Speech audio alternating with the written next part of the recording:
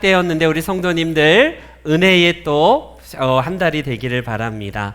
탈무드에는 이런 문장이 있어요. 잘 기억해 주시기 바랍니다. 탈무드의 문장 중에 세상에서 가장 강한 사람은 다른 사람을 이기는 사람이 아니라 나를 이기는 사람. PPT 띄워주세요. 그리고 세상에서 가장 부요한 사람은 누구냐면 바로 그 앞에 있는데, 자기를 그 다음 문장이요. 세상에서 가장 부요한 사람은 만족하는 사람이고 세상에서 가장 지혜로운 사람은 배우는 사람이며 행복한 사람은 감사하는 사람이다 라는 이 탈무드의 문장이 있습니다. 여기서 중요한 것은 무엇이냐면 누가 세상에서 제일 부자라고 할 수 있을까요? 누가 가장 이 세상에서 풍요로운 사람이라고 하냐면 탈무드에 의하면 바로 만족하는 사람이래요. 만족. 자기가 가지고 있는 지금 현재 그리고 내가 누리고 있는 이 현재라는 소중한 것에 대해서 만족하는 사람을 일컬어서 진짜 부자래요. 그런 의미에서 여러분들은 어떤지 한번 점검해 보십시오. 또 누가 가장 행복한 사람이라고 하냐면요, 감사를 할 줄 아는 사람이 가장 행복하대요. 이런 의미에서 여러분들은 어떻습니까? 돈이 적거나 많거나 내 마음이 지금 계속 불평하고 있으면 가장 가난한 사람들이에요. 우리는 이 땅에 돈이 많지만 늘 부족하다라고 하면서 불평하는 수없이 많은 좋은 위치에도 불구하고 만족하지 못하는 인생들을 주변에서 얼마나 많이 봅니까? 특별히 예수님을 믿는다라고 하는 우리조차도 감사와 자족을 배우기보다는 세상의 시류에 따라서 살아갈 때가 참 많은데 우리에게 있어서 현재 가지고 있고 지금 가지고 있는 것을 만족할 줄 아는 사람이 진짜 부요하다면 저는 오늘 이 아침 우리 성도님들 한 분 한 분에게 다른 것이 아니라 우리 하나님께서 현재 내게 주신 것으로 인하여서 만족할 줄 아는 믿음에 있어서 정말 부자가 되시기를 주님의 이름으로 축원합니다. 여기서 지금 가지고 있는 것을 만족한다라는 이 한자어가 바로 자족이에요. 자족. 다른 사람이 평가하는 게 아니라 내가 스스로 감사하다. 진짜 하나님의 은혜구나라는 사실을 내가 스스로 만족하는 사람을 일컬어서 자족하는 사람이다 라고 할 수 있어요.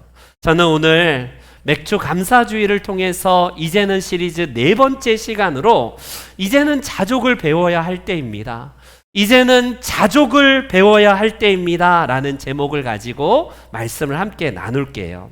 여러분, 성경의 인물들 가운데 특별히 사도 바울은 정말 예수 그리스도를 만나서 완전히 모든 것이 변화된 사람인데 그 중에서 가장 큰 변화 중에 하나가 무엇일까요? 바로 오늘 본문에서도 고백하였듯이 그는 바로 자족하는 삶이었다라는 사실을 가장 큰 변화 중에 하나로 꼽을 수 있습니다. 먼저 11절 말씀을 우리 한번 읽어볼까요? 11절 앞에 PPT도 나오니까 한번 보시기 바랍니다. 시작. 어떠한 형편에든지 나는 자족하기를 배웠다 이렇게 말씀합니다. 여러분, 우연히 자기가 어느 세월 동안 전도하다 보니까 저절로 자족이 배워진 게 아니래요. 그냥 어느 날 갑자기 하나님께서 그에게 자족이라는 선물을 뚝 떨어뜨린 것도 아니랍니다. 그는 하나님 앞에서 성화되어가는 과정 속에서 자족하는 것을 삶의 치열한 영적 전투를 통해서 배웠다라고 말합니다. 여러분, 저는 어떻게 이 사도 바울이 이런 자족하는 법을 배웠을까 궁금하지 않나요? 그는 더 나아가서 12절 말씀 가운데서도 이런 고백으로 그는 자족을 이야기를 합니다. 12절 시작. 나는 비천에 처할 줄도 알고 풍부에 처할 줄도 알아. 모든 일 곧 배부름과 배고픔과 풍부와 궁핍에도 처할 줄 아는 일체의 비결을 배웠노라. 아멘, 아멘. 여기서 일체의 비결이라는 이 영어 단어가 뭐냐면요, 바로 성경에서 in any and every situation이라고 표현하고 있어요. 그러니까 어떤 상황을 맞닥뜨리더라도, 내가 어떤 환경과 어떤 어려움이 다가오더라도 나는 이 비결을 배웠다라는 말씀을 하고 있습니다. 여러분, 저는 이 아침에 우리 성도님들이 함께 바울 사도가 신앙생활 하면서 하나님 앞에 배운 이 터득의 원리, 그가 신앙생활에는 과정 속에서 치열한 영적 전투 속에서, 그러나 모든 환경 속에서도 그는 평정심을 놓치지 아니하고 자족을 배울 수 있는 일체의 비결의 원리를 함께 나누길 원합니다. 그도 그냥 하늘에서 뚝 떨어진 진공 속의 사람이 아닌 저와 여러분들과 같이 치열한 삶 속에서 이 자족이라는 영적인 진리를 배웠다면 저와 여러분들도 이 진리를 배워야 하지 않을까요? 그런 의미에서 오늘 우리의 환경이 어떠하든 내가 환경을 바꿔서가 하나님께서 이 일체의 비결이 아니라 지금 내게 처해진 그 너무나 힘든 상황일지라도 그 속에서 바울 사도가 누렸던 자족과 일체의 비결을 함께 나누길 원합니다. 저를 먼저 따라해 주세요.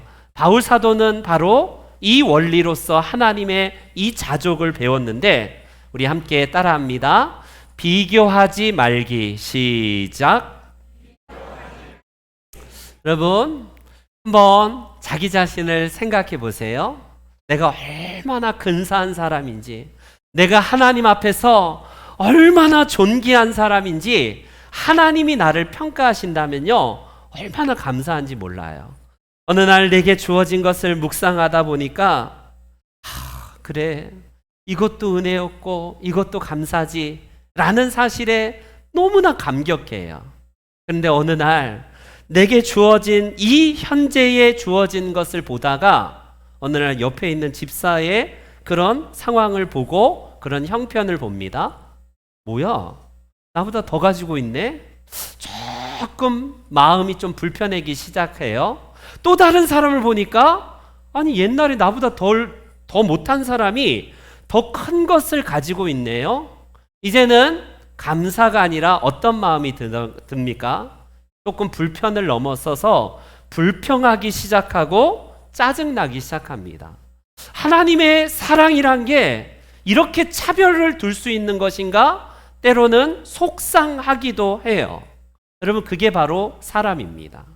우리는 비교를 통해서 결국에는 나 자신을 성찰하고 달려가게 하고 나 자신을 개발하는 데 있어서는 비교라는 이 도구는 굉장히 중요할지도 모르지만, 더 많은 경우에 비교는 우리 인생을 파멸로 인도해 갑니다. 그게 바로 비교가 주는 무서움이에요. 내 자녀가 존재 자체로 귀하지 않나요? 이 아이가 정말 무슨 좋은 대학을 가거나 뭔가 대단한 스펙을 가져서 귀한 아이입니까? 절대 그러지 않아요. 그런데 내 새끼 보다가 옆에 있는 새끼 보니까 어때요? 아이고, 이 돌대가리 같은 놈아, 너는 뭐 내가 너를 낳아서 미역국을 먹었니 말았니? 이러기 시작해요. 뭐 때문에? 옆에 있는 아이를 보자마자 갑자기 막 얘를 키워야 되나 말아야 되나, 내가 돈 들여서 학원비 보냈는데 하면서 자꾸 이런 생각이 드는 거예요. 왜 남의 집 아이와 내 자녀를 비교합니까? 그러다 보니까 짜증나기 시작하고 속상한 거예요. 내가 가지고 있는 자동차, 가지고 있는 그것 자체가 감사한데 옆에 있는 사람이 보니까 나보다 더 좋은 자동차 타네? 갑자기 성질나기 시작합니다. 아니, 나는 지금 이런데 저 사람은 왜 저거야? 라고 하면서 화가 나고 불평하기 시작하지 않나요? 이게 바로 자족을 잃어버리게 되는 가장 빠른 첩경입니다. 여러분, 그렇기 때문에 비교할 대상을 비교하다 보면 우리는요, 화가 나요. 여러분, 이스라엘의 초대왕 사울을 기억합니까? 사울 청년에 대해서 성경이 증언하기를 사울은 이런 사람이라고 사무엘상 9장에 이런 말씀을 하고 있어요. 기스의 아들이 있으니 그의 이름은 사울이요. 어떤 소년이라고요?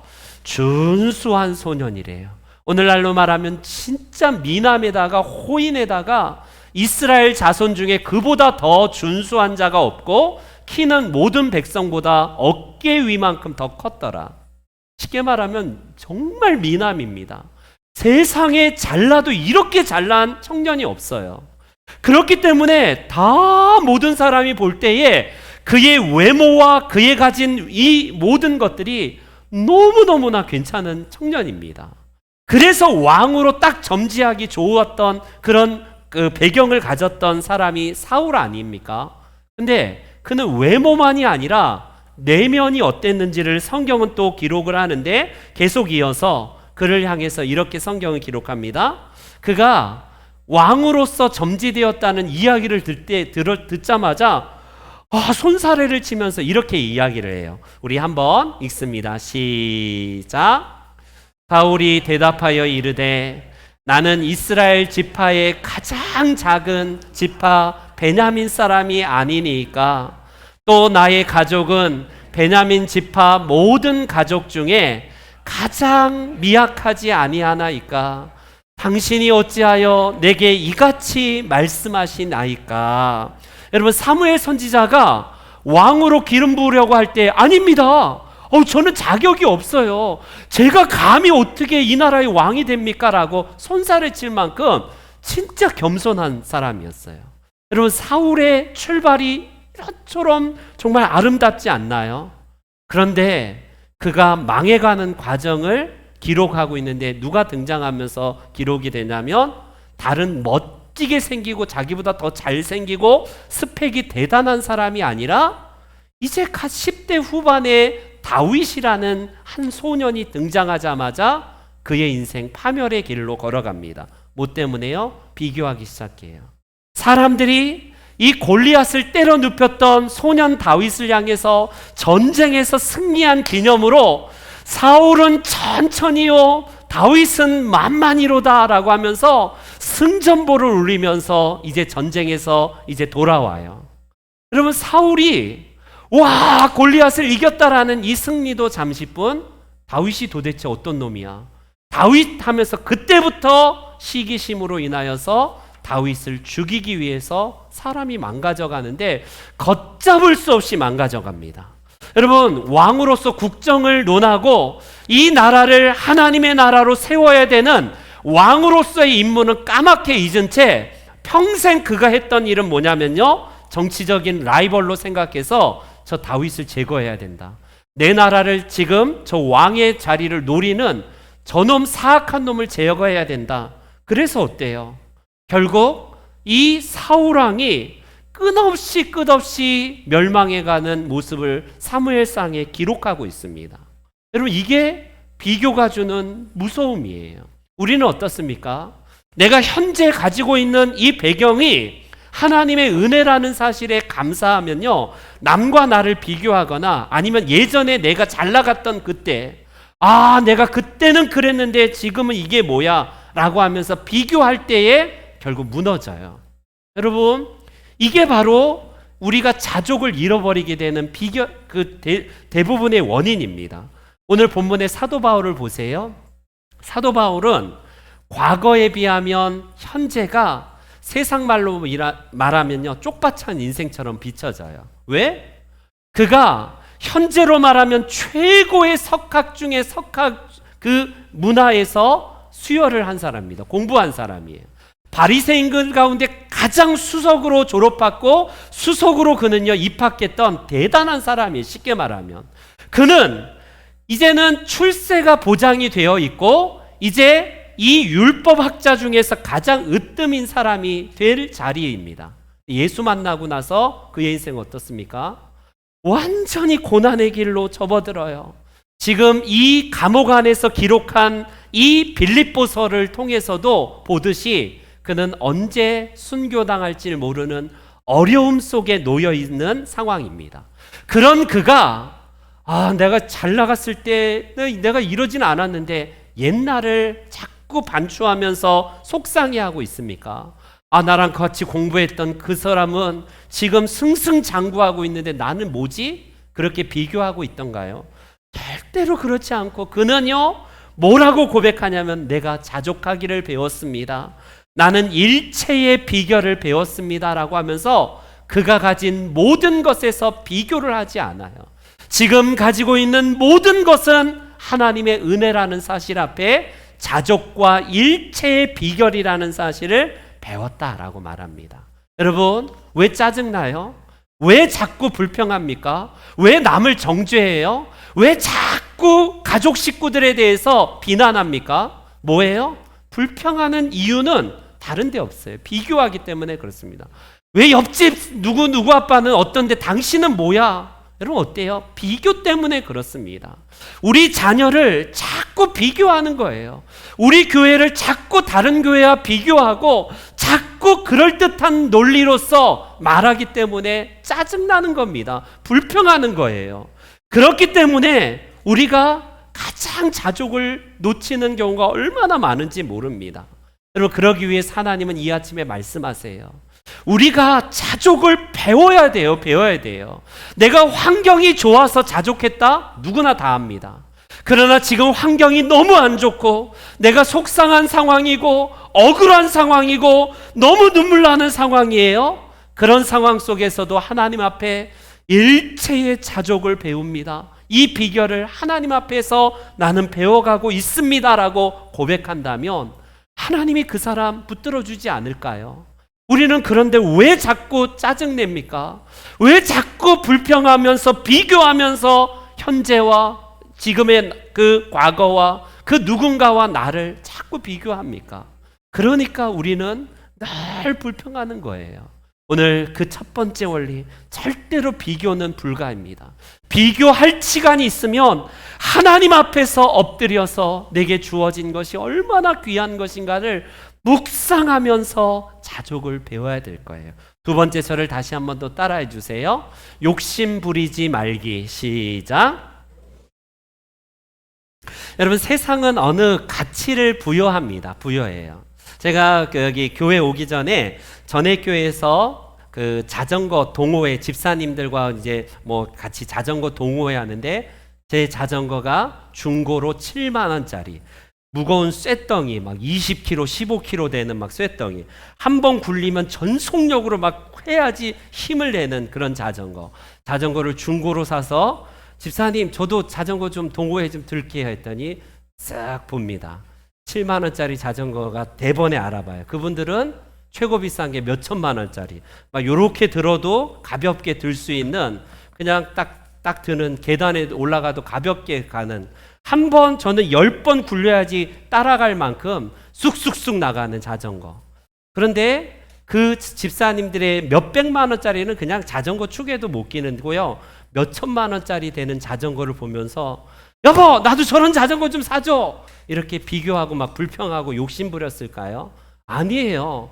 제가 그 목요일 날 7시 되면요 그 여기 인천에서 저기 아라뱃길로 해가지고 서울 갔다가 오거든요. 진짜 에너지를 다 쏟는데 너무 감사했습니다. 이 자전거로 와 내가 같이 저분들과 함께 왔다 갔다 할 수 있다는 자체가 감사한 거예요. 여러분 왜 우리가 이렇게 자족을 배우지 못하냐면 욕심의 종이 되기 때문에 그래요. 우리는요 내가 뭔가를 가지고 있는 것에 대해서 더 많이 가지고 싶어하는 욕심이 누구에게나 다 있습니다. 이 세상의 사람들 치고 그 욕심을 통해서 더 나은 내가 되고자 뭔가를 추구하는 거 이거 좋은 거예요. 그런데 욕심의 노예가 되는 순간에는 만족과 행복이 없다는 사실입니다. 여러분 지금으로 말하면 세계 최고의 갑부로 알려진 여러분 락펠러가 있습니다. 이 락펠러가요 어마어마한 갑부예요. 석유를 팔아서 엄청난 갑부가 되는데 어느 날 한 기자가 이 록펠러를 만나서 여러 질문을 해요.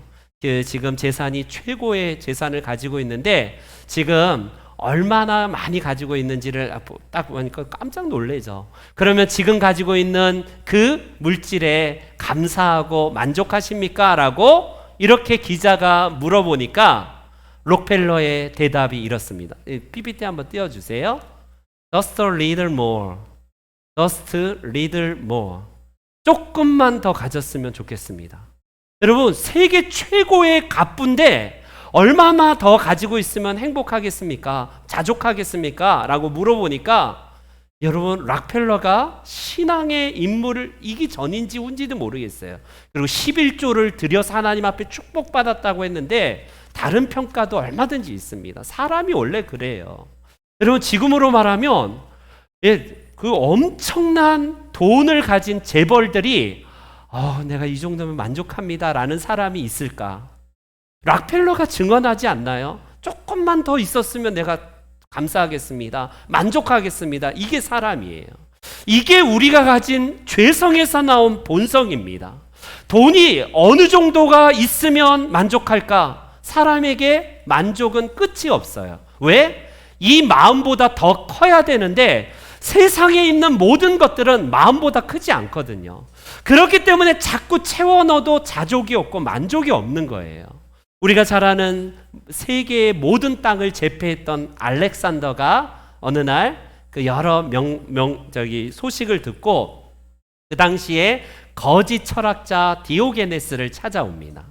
아니, 왕궁으로 초대해도 디오게네스가 거절하면서 찾아오지 않으니까 이 왕인 폐하인 알렉산더가 디오게네스 앞에 찾아와서 그 명성을 듣고 찾아왔다라고 이야기를 합니다. 그러면서 이 알렉산더가 이 거지에게 이렇게 이야기를 해요. 디오게네스 선생님, 제가 선생님의 이야기를 많이 들었습니다. 이 나라의 절반이라도 줄 테니 저에게 부탁이 있고 뭔가 소원하는 게 있으면 다 말해보시오. 내가 당신에게 모든 것들을 다 드리리이다 했더니요, 디오게네스의 답이 걸작입니다. 이렇게 얘기해요. PPT 좀 띄워주세요. 그러면서 디오게네스는 뭐라고 하냐면, 폐하, 아니요, 그 앞에요. 아니, 그 뒤로 넘어가 주시고. 네, 아니요, 거기 디오게네스가 통 안에서 거지 생활하고 냄새나는 저 사람이 폐하가 주겠다라고 하는 이 모든 것을 물리치면서 왕이시여, 한 가지 청이 있습니다. 지금 조금 좀 비켜주시기 바랍니다. 햇빛을 왕이 가리고 있기 때문에 좀 옆으로 비켜주시기 바랍니다. 라고 한 일화는 너무 유명합니다. 그러면서 아니, 내가 모든 것을 주겠다고 했는데 거절하는 저 거지 철학자가 이해가 안 되면서 돌아가면서 한마디를 해요. 내가 왕이 아니었다면 당신처럼 저도 되고 싶습니다. 라고 이렇게 말을 해요. 그때 디오게네스가 한마디 합니다. 폐하, 당신은 지금 왕이십니다. 왕이면 당신을 가로막을 사람이 아무도 없습니다. 지금 당장 하셔도 됩니다. 라고 하는 말에 저 알렉산더가 돌아갔다는 일화가 있어요.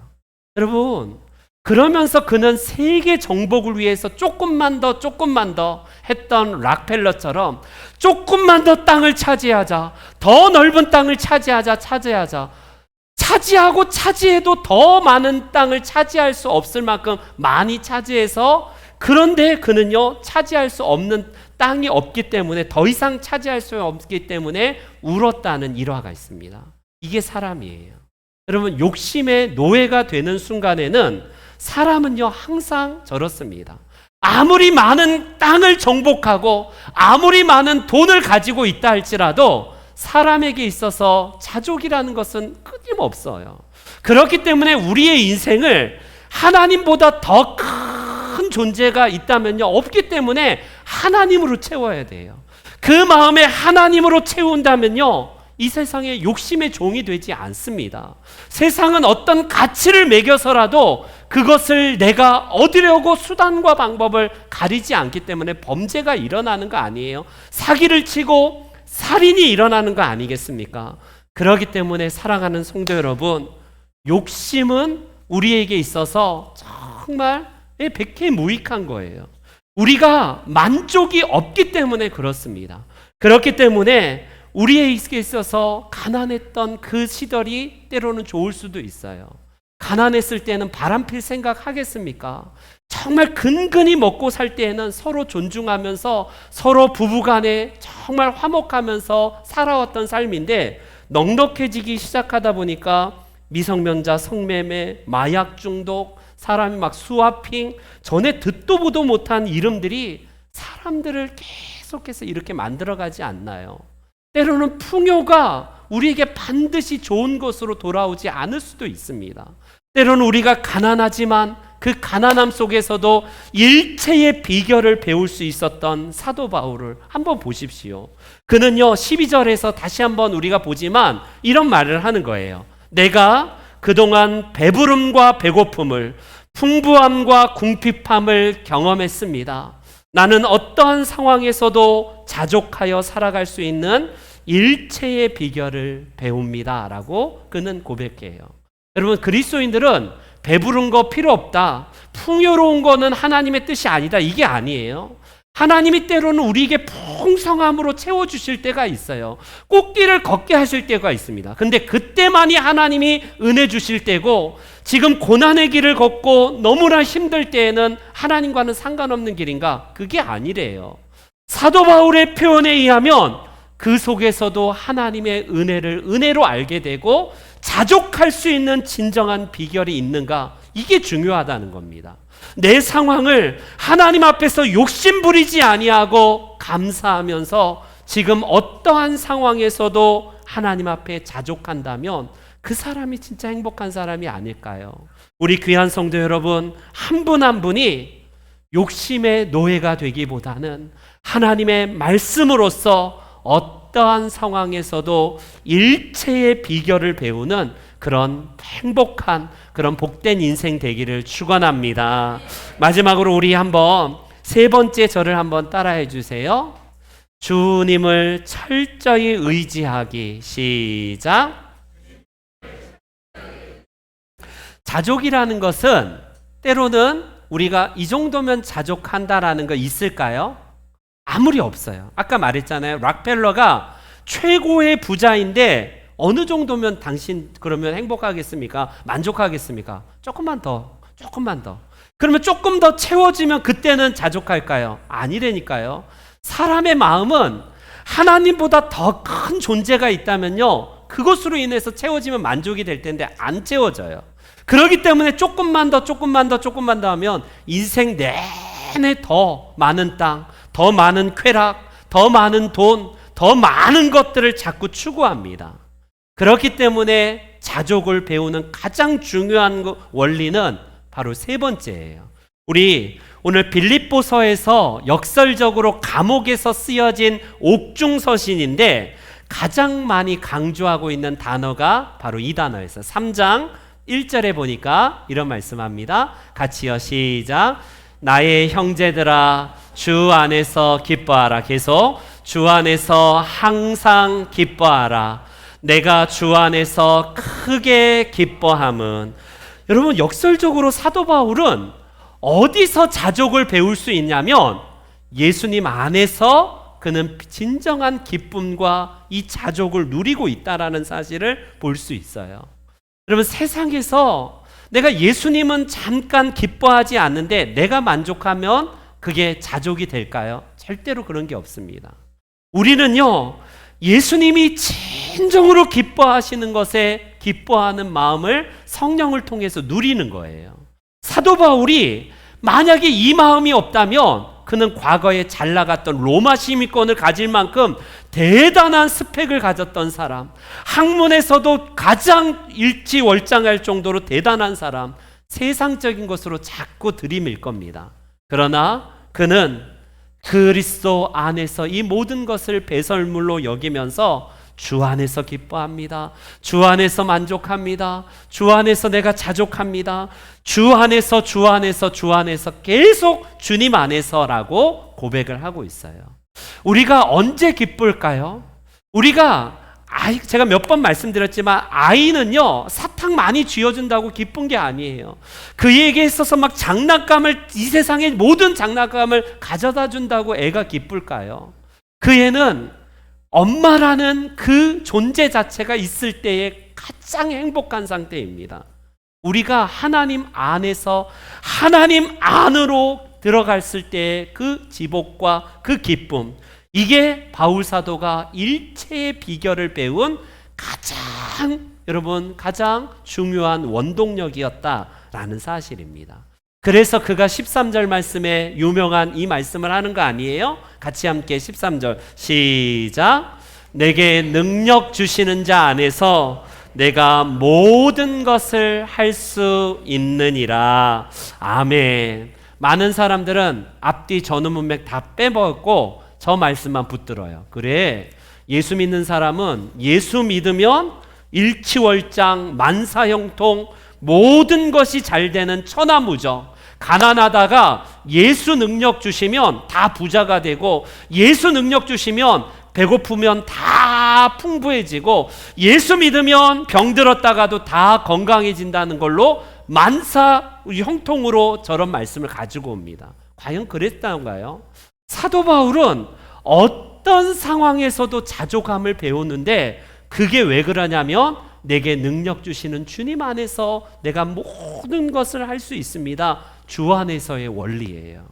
우리는 그렇기 때문에 오늘 이 맥주 감사주의를 통하여서 내게 주어진 환경이 때로는 부족하고 열악하고 너무나 불편할 수도 있습니다. 그러나 그 속에서 여러분들 절대적인 하늘의 평강을 누리고 있습니까? 내가 지금 약함 가운데에서도 하나님, 내 이 평안함을 절대로 세상이 빼앗길 수 없을 만큼 하나님 앞에 매여 있어요? 그렇습니까? 그렇다면 우리는 제대로 된 믿음의 길을 걸어가고 있습니다.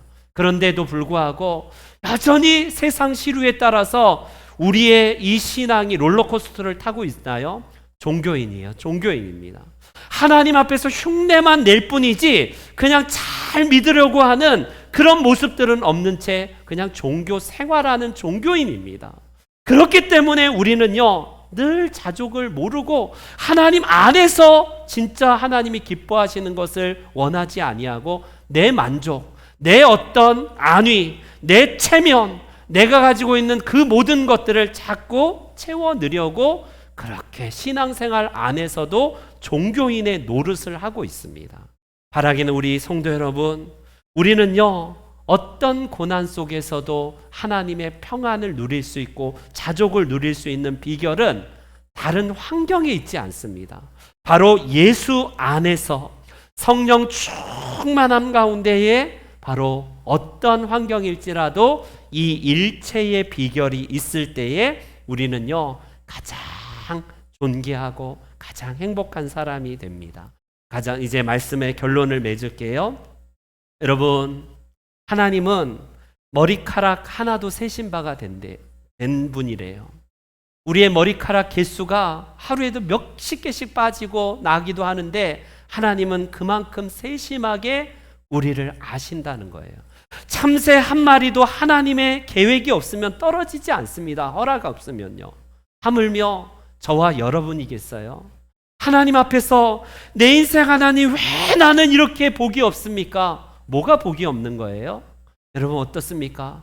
하나님 앞에 받고자 하는 복이 늘 세상의 복만을 받고자 하는데 그 잣대로만 보니까 내가 불행해 보이는 거예요.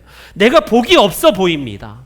그러나 주 안에서 이 어마어마한 은혜를 누렸던 사도 바울의 고백이 자족의 비결이자 진짜 기쁨의 비결이었다라는 사실입니다. 지나간 역사를 보면 조선시대의 왕들은 다 단명해요. 평균 45세, 6세 정도가 왕들의 평균 수명입니다. 왜 그랬을까? 학자들이 연구해 보니까 주색 잡기, 그리고 그 당파 싸움에 의해서 스트레스, 이런 게 주 원인이에요. 그 중에 또 하나가 빼놓을 수 없는 게 운동 부족이랍니다. 운동 부족. 그러면 어때요? 왕이면 그냥 밥상도 수락상도 사내진미, 그냥 백성들이 못 먹어본 어마어마한 기름진 음식 1년 12달 내내 먹죠. 뭐 세수도 궁녀들이 갖다 주죠. 화장실 갈 때도 멀리 가지 않고 그냥 화장실도 안에서 하시고, 어때요? 화장실 하고 나서 뒤도 누가 닦아주냐면 궁녀가 다 닦아주는 담당 궁녀가 있어요. 아무것도 안 해도 다 온갖 시중과 모든 섬김과 대접을 받다 보니까 운동할 필요가 없는 거예요. 가뜩이나 이 국정을 하다 보니까 스트레스 받는 데다가 운동 부족이니까 다 단명합니다. 다 단명해요. 여러분, 우리가 풍요로움이 반드시 복이라고 할 수 없습니다. 왕이면 세상의 권력이란 권력을 다 가지고 있지만 어찌 보면 이게 진정한 행복일까요? 이게 진짜 왕으로서 한 명이라도 진짜 평안한 마음으로 왕의 국정을, 그렇게 국사를 운영하고 살아갔었던 왕이 있었을까 싶지 않나요? 그럼 그게 바로 우리들에게 있어서 뭐가 자족함이냐고요. 뭐가 자족함이냐고요. 예수님 안에서 누리는 절대적인 평안과 이 비밀을 가졌던 사도 바울처럼 저와 여러분들이 하나님 앞에서 우리가 누려야 될 복이 바로 이런 복입니다. 오늘도 여러분 앞에 놓여진 환경이 때로는 거친 돌이 될 수 있어요. 우리 앞에 당면한 환경이 피하고 싶은 홍해가 떡하니 버티고 있고 골리앗이 느닷없이 내 앞에 왜 이렇게 버티고 있는지 힘이 없습니다. 너무 힘이 어려워요. 그런데 돌이켜보니까 하나님이 허락하시지 않으면 참새 한 마리도 떨어지지 아니하거늘 우리의 인생 하나님 앞에 맡겼을 때에 주님께서 그 속에서 고난을 통해서 여러분 자족을 배워가는 거예요. 자족을 배웠다는 것은 과거형으로 끝난 게 아니라 계속 영적인 현장에서의 영적 전투 속에서 배워가고 있는 현재 진행형입니다.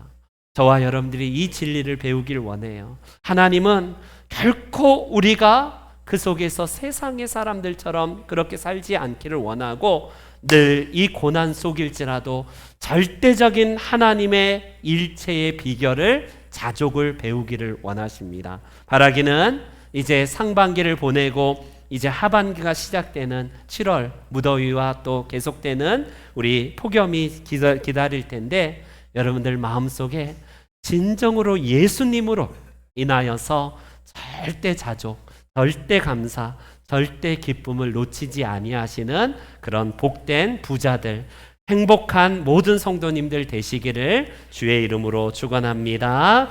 아멘.